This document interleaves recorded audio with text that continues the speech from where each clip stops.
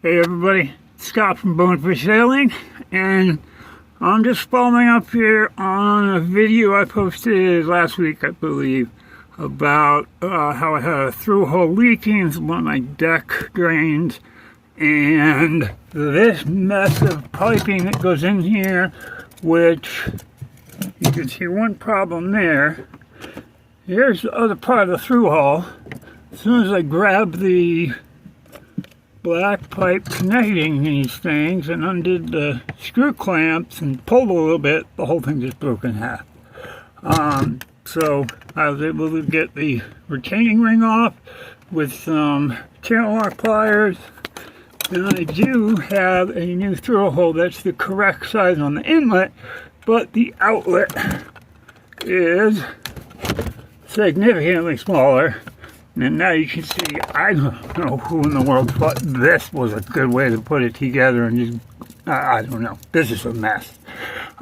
So, I may have put that piece of wire on there at some point when it was leaking, just to see if it would help hold it.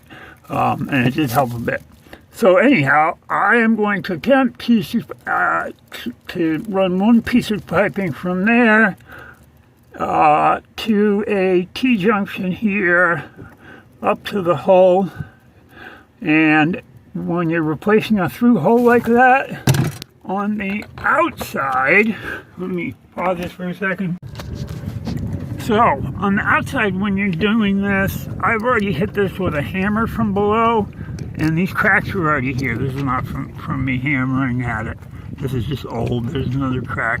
Oh, here.